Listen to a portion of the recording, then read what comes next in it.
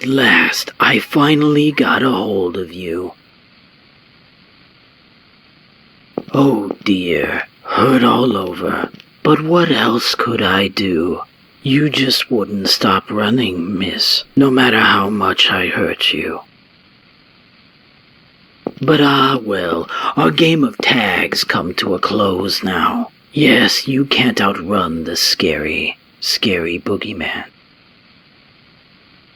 Are you relieved it's over, or are you still scared? Well, madam, do you want to run?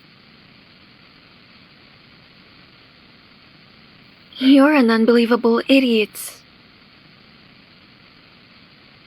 Say again.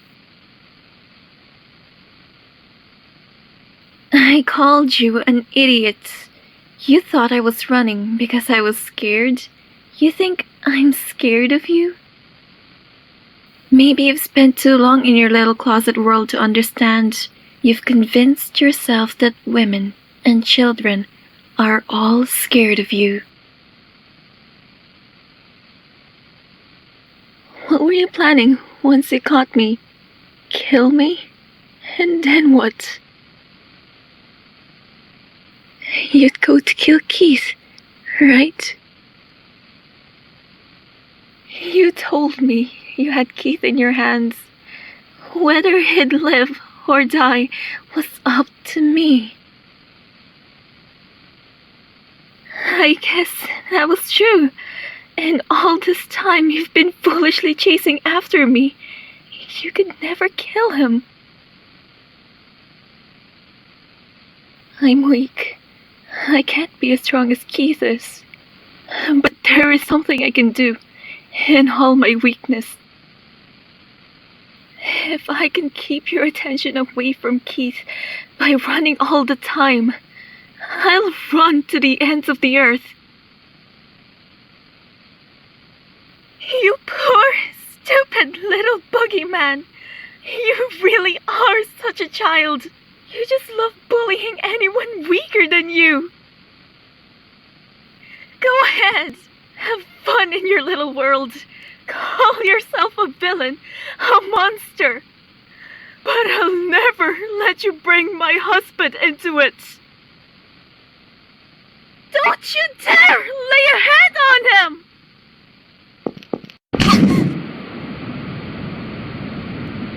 You talk too much, madam.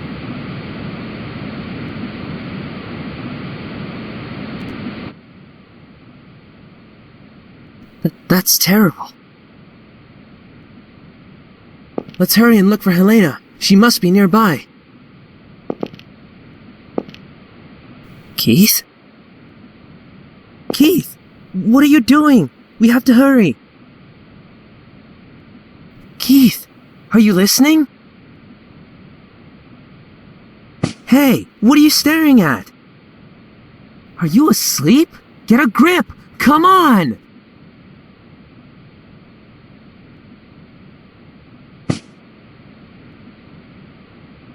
I'm awake.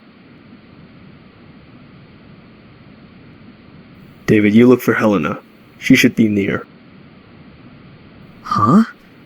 What about you? What are you gonna do? I'm going to go kill a monster.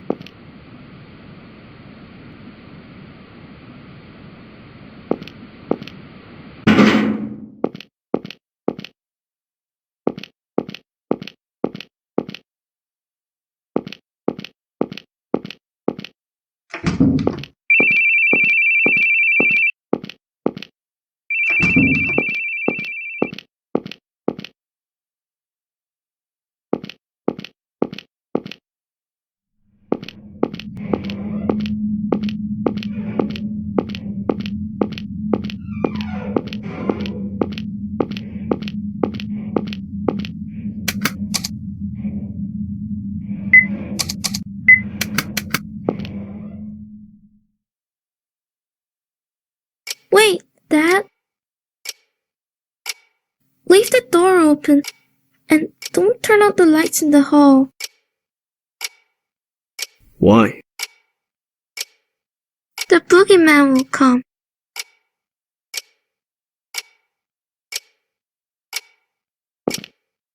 What kind of guy is this Boogie Man?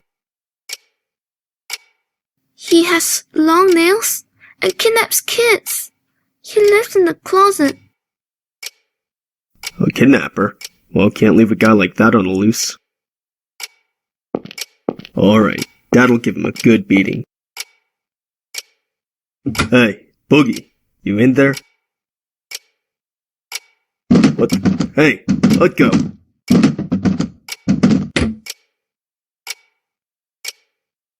Dad? Dad! He was a little tough, but I got him good. No worries, son. Old Boogie won't come for you anymore. Really? Would I lie? Me and Mom are in the bedroom right there, you know. You still scared? Oh, need your stuffed bunny, do you? Or should I read you a bedtime story? Maybe the ones with the fairies. No way! I'm not a wuss, Dad. I can sleep by myself. That's the spirit. Listen, Todd. If the boogeyman comes to get you again, Dad'll beat him up. I'm not gonna let anyone mess with you or Mom. 'Cause you're a police officer? 'Cause I'm Dad. Good night, son.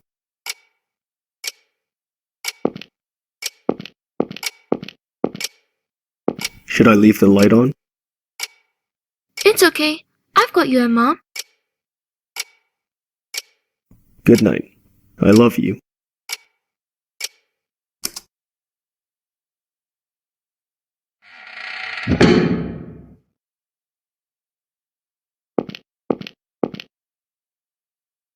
Don't blame it on the sunshine. Don't blame it on the moonlight. Don't blame it on the good times.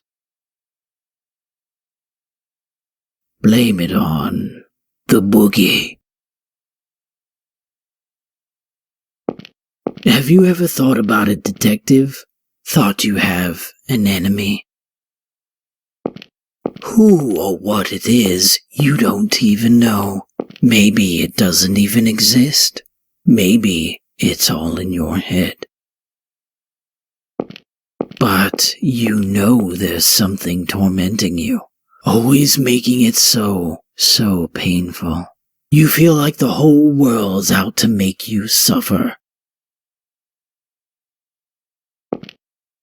Too troublesome to make an enemy of the whole world, right? So just making one enemy will do. I chose you as my enemy.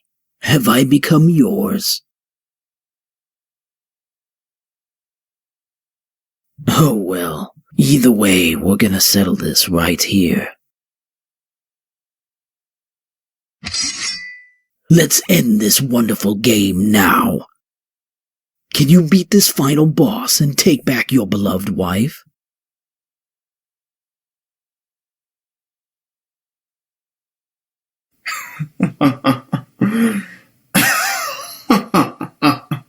What's so funny?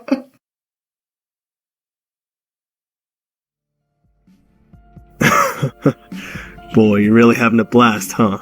What's so funny that you can be all smiles all the time? Total opposite of me. I don't remember the last time I laughed. But I guess we were pretty similar after all. In a sense, it was all a lie. You're always grinning ear to ear, but you're scared, aren't you? So you keep running. You can't go head to head with me.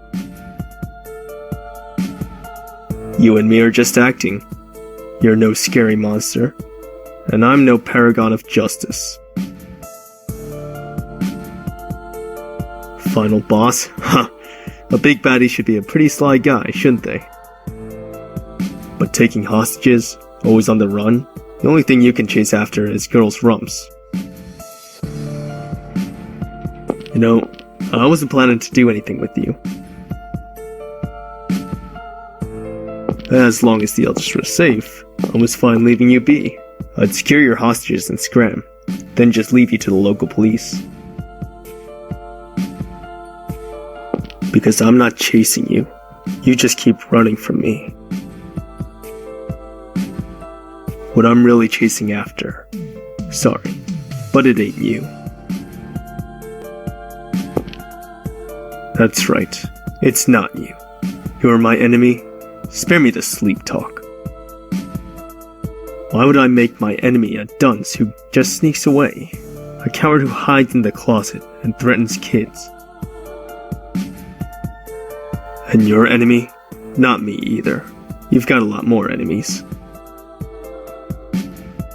If you go to the Slammer, you're gonna be a real popular guy. I can tell.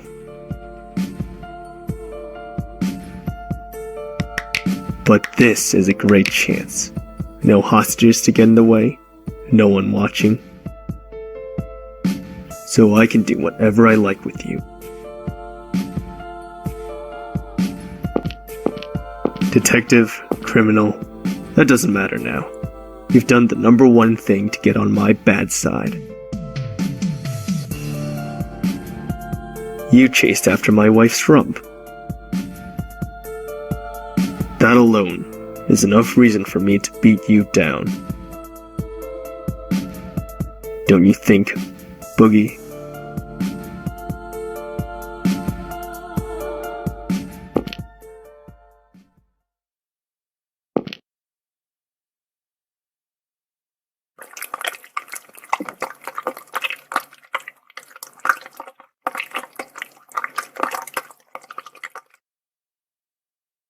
Can't afford to laugh anymore, can you?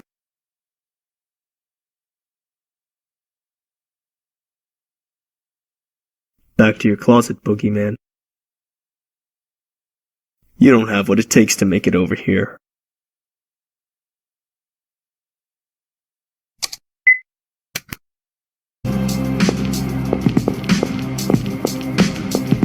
Huh, I thought you were supposed to be scary.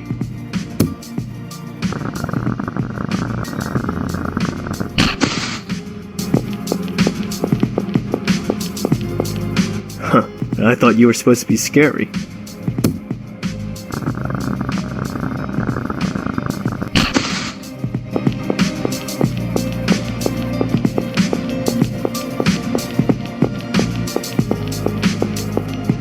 Huh, I thought you were supposed to be scary.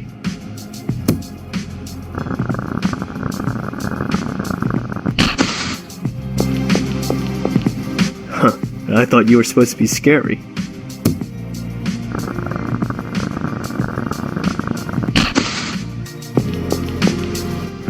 I thought you were supposed to be scary.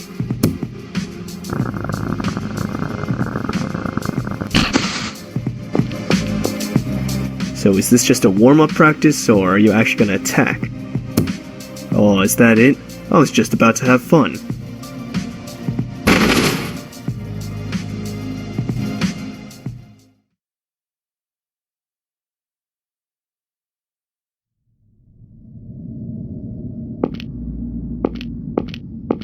Where do you think you're going, Lance? I'm gonna find them. They've been gone way too long. Did you forget what he said?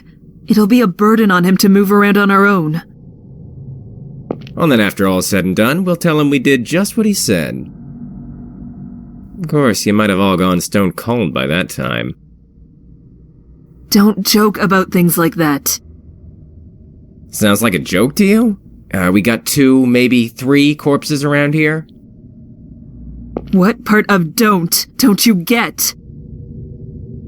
Stop, you two! Don't fight! We'll go search together. I'll lead the way. Sophie and Shirley, you hold hands. And Lance, you watch the rear. Papa... You really want to go? Yes, we'll be all right together. And there's something I'm curious about. What's that? This whole incident may just be a great big farce. What do you mean? let's be going.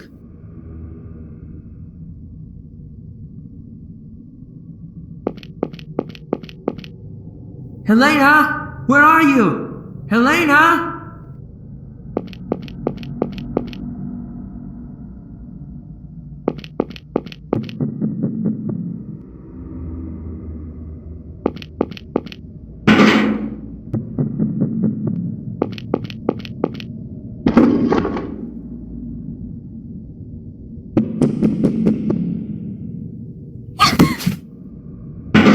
Helena! David! Are you okay? That man knocked me out. I woke up here. I was unconscious the whole time. Keith! Helena!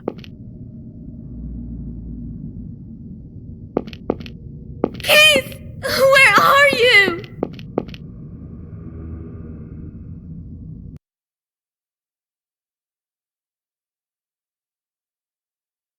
Always on the run, huh? But marijuana addicts can move better than you. What's in that big head of yours?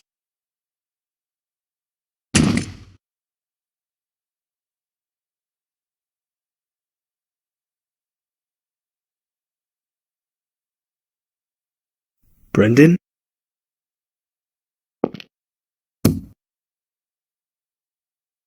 You, Liz. Detective.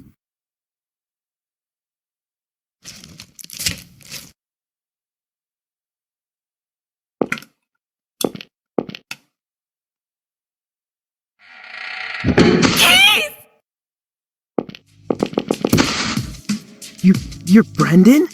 Why? Stop moving around! Keith! Helena!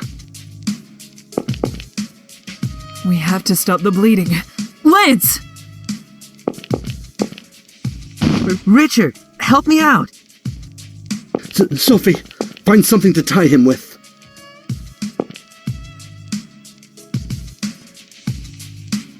Keith!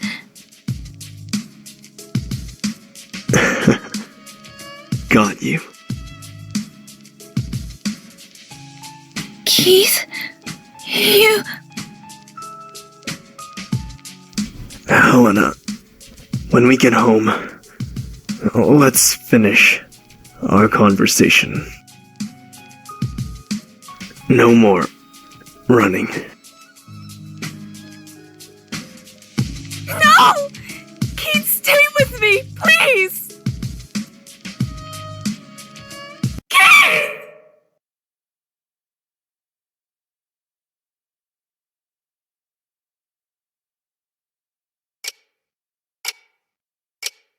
The servants and Stevie. 10 people died all told. I'm sure glad to be alive now. Feeling glad to even have air to breathe. Listen, don't you say a word about all this, especially not to your coworkers. If it takes money to shut your yap, I'll pay any price. Oh, bribery! Where's that money coming from? My own pockets. Listen, you guys can distort the truth all you want, and I won't say a peep, 'cause that's freedom of the press. But this is different. I've got no tolerance for people pointing and laughing at a wounded friend. Do I gotta tell you again? I'm not a gossip guy. I hate cops, sure, but I hate gossip too. I won't ask for money, and I won't say a peep, 'cause I'm grateful to the guy. So quit hounding me. But, as an involved party, I've got a right to know what happened there. I just can't wrap my head around it. I talked to Brendan at dinner. Heard he got tired of the musty old castle and ran to Hollywood. Had a lot of fun in the movie biz. So what was the motive? Guy's gone silent. Sounds like he convinced you he was a goody two-shoes. But I bet you heard a different story in Hollywood. Now that's the kind of thing your lot should be writing about. Nobody knows people's past, usually. But it's easy to fool you into thinking otherwise with a little acting. And once you know somebody's past, you can lead them by the nose. He tricked you all, and tried to kill you. What a farce. Not sure of the motive yet, but he was pretty systematic about it all. Spent a ton of cash beforehand to check up on all the tour attendees. Even did a background check on me. On you? Why? 'Cause I was going to be on that tour. No wonder I thought he knew me. The hell, so he just researched us? That's the oldest trick in the book for us, saying, I know all about you. It makes you superior to the other person, so you can control them. Then they freak out and have to submit. He knew that tactic well. Seeing right through people without any tricks. That's what makes a real monster, ain't it? In his case, he just used money and connections to dig up people's past, and played the part of a monster. But the research wasn't to select candidates. So he just picked randomly. Oh, damn, was he just in it for fun? Now, my turn to ask questions. What you tell me is the only way I can figure out this incident. Give me anything you got. First, Brendan, or Bookie rather. What kind of man was he? How should I say it? I suppose he had no emotion. That's how I saw him. He said such terrifying things without a care. He hardly showed any human feelings. He really was like a monster. Keith told me he was a real jester. Jester? Absolutely not. I would have much preferred if he were at least a little silly. He was a very disturbing, terrifying man. He was totally calm as he did awful things. Richard, you seem to have a suspicion he might be Brendan. Why do you think that? When my daughter went missing, and I panicked thinking that man might have taken her, Keith told me something. This was the kind of person who would show corpses as decoration, so if he did take Sophie, he'd show off proof of it, meaning she was still safe. Luckily enough, I didn't see them, but indeed, evidently, there were many dead bodies left around. As Keith said, my daughter hadn't fallen into his grasp. He was correct in his assumption. That made me realize something unusual about what he'd said. Keith said he saw the moment Brendan's neck snapped, and his corpse was quickly dropped into the basement. Isn't that odd? Why did he quickly put Brendan's corpse out of sight? Why did he treat him differently from the other victims? 'Cause he didn't want you investigating it. He's got some keen insight, I'll give him that. So you suspected this was a farce plotted by Brendan?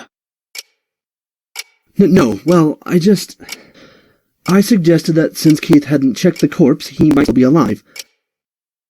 I only wanted to believe there was a chance he was alive. I had no conviction about the rest. So I didn't speak about it to Keith. I wouldn't dare risk throwing him off with my amateur opinion, not to mention we didn't know whether his wife was safe. Apparently, Keith saw the moment Brendan's head came off, actually. Was it a doll? Right you are. Packed with neat little blood packs, it seems. Brendan was hung upside down and had his mouth taped up, and it was dark enough to be hard to tell who's who. Just dressing him up the same way made Keith assume it was him. On top of all those flashy rave lights, he dropped the corpse down below so it was impossible to check it closer.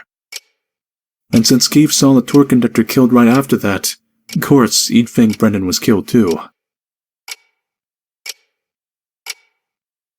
If I'd said something, maybe this could have been resolved sooner, but I was paralyzed with fear. I was only worried about my daughter. Even when Keith was running all over the place for us. Don't worry about it. Keith did all that 'cause he wanted to. That's all. He's deeply glad you're all safe. Now, little lady, can we hear from you too? Hear what? Anything. What you thought. What you noticed. Well, I knew he was a fake, because I've met the real Boogie Man. Sophie, stop it. Not this tale again. Fine, if you say so, Papa. Guess I'm not saying a word. Go ahead, please. Meeting the real Boogie Man sounds pretty juicy. Can you tell me more? Maybe not really met. He just touched my shoulder. But his hand was cold as ice. Right away I knew it wasn't human. That guy's hands were human, though. They had warmth, so I knew he was just a regular guy. Huh. So Boogie Man's hands are cold, eh? Tell that to my little squirt. Anything else you noticed? I feel like you might get angry if I say this. I won't. Tell me. That guy had this cold and emotionless air, like you couldn't tell what he was thinking at all. It reminded me of Mr. Keith, a little. You still think that way now? Not even, because Mr. Keith got really mad at me. He was like, "Don't worry your papa ever again." Red paint? On his face? There was nothing like that. It was all red from blood spurts, though. Really? Keith told me he had a weird paint on a torn paper bag. And one more thing. Did you see any red graffiti in the castle? Or any monsters? Hear any phones ringing? No, I didn't. Mr. Hoover, you're colorblind, if I recall. Maybe you just couldn't see the paint. Yeah, but it's white and pink I get mixed up. I can see red just fine. Well, and you, miss? I saw quite a bit of the castle, but none of that. Did you hear that from the others? Don't get me wrong. I don't think you're lying. The others said they saw nothing too. But then, that makes Keith the one talking nonsense. I don't think Keith is necessarily lying. What do you mean? Because people don't always see the same things you do.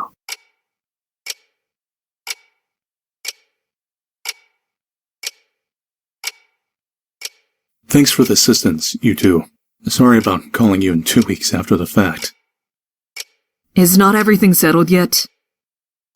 The police there are in the middle of their investigation. My role is just to assist. I'm going to report your testimonies to them, and that's that. I'll be off now. Eric, take them to the entrance.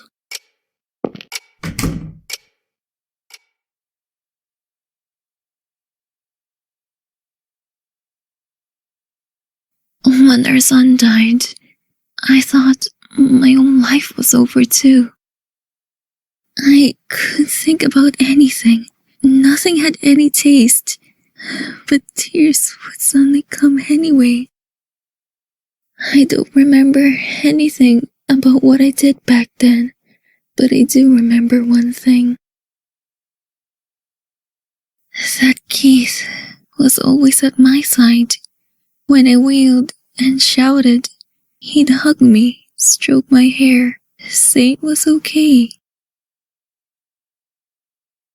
Eventually, I adjusted to life without our son. I found I could laugh again. But when I got my own emotions back, I realized Keith had stopped laughing. I had been broken, and so had Keith. Over time, I was able to heal, but he didn't. He was still stuck in the moment of Todd's death. He was always supporting me, so he never faced up to himself. I struggled to be at least a little stronger. Next time, I would protect him, since I wanted him to laugh again. But I couldn't. I couldn't repeat anything to Keith. And I realized I was a burden on him that would keep him from ever walking again. So, even if we're far apart, as long as he can laugh again, then that's the best choice I can make. My wife always brings me warm milk before I go to bed. And last Father's Day, my little squirt tried cooking me a meal. I definitely don't need milk to get to sleep. And the kids cooking, I'll be blunt, it ain't good. But I'm glad for it. Usefulness and collateral don't mean a thing with this stuff. Keith didn't stay close to you expecting something in return. That's just what he wanted to do. You guys have got too much sympathy. You don't mind getting hurt for the sake of the other. But can't you notice that one of you being hurt hurts the other? You've just been getting more and more wounded as you go along. You're propping Keith up too, Elena. He can fight day after day, because he knows you're waiting at home, as much as I tease him about it. Don't think of yourself as baggage. Depend on him as much as you need. That's what he wants too. Keith grabbed my hand and smiled, even though he was stabbed and wounded. And what'd he say? Got you. 'Cause he finally got what makes him happiest.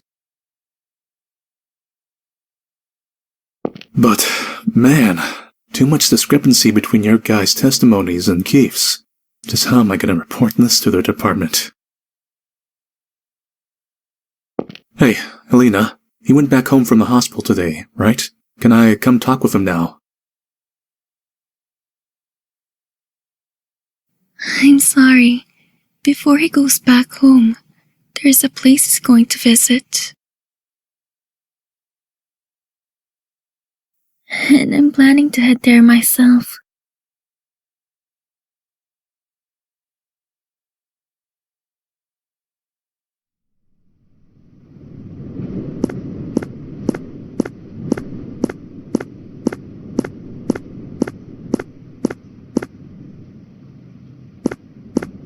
Keith.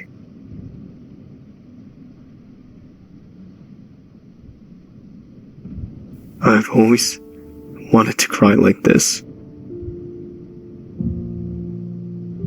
I never forgot about him. Not for a single day.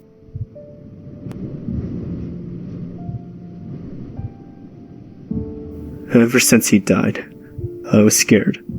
I felt like even the slightest sign of weakness would make it all crumble. I acted like I felt nothing, like nothing disturbed me.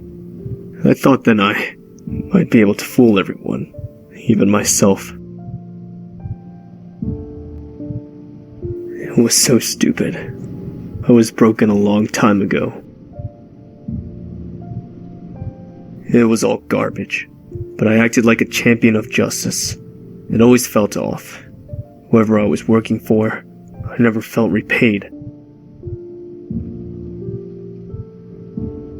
And I saw you were safe, and you came up to me.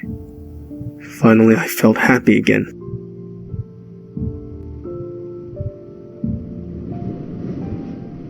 Acting strong just made me weak. It was pointless. Todd would never forgive his father staying broken forever, because I promised I'd protect his mom. I'll take off the blindfold. I'm gonna laugh, even if it's at a stupid TV show. If I'm pissed, I'll get mad. And if I'm sad, I'll cry. First, I guess there'll have to be counseling. There's something seriously wrong with my head, seems like. It's gonna be a busy time. It's gonna be so busy, I won't be able to do it alone.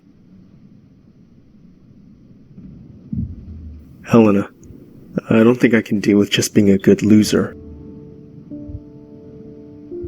I want a chance. Let me chase after you. Let me get down on my knees. You're the only one I want waiting for me.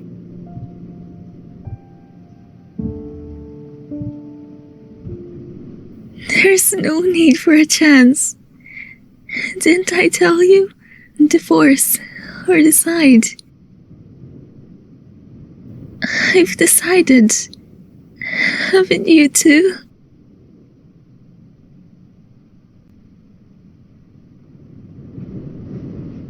We only ever have one umbrella, so we hold it together. And it's fine if we get a little wet, because it'll soon be sunny again.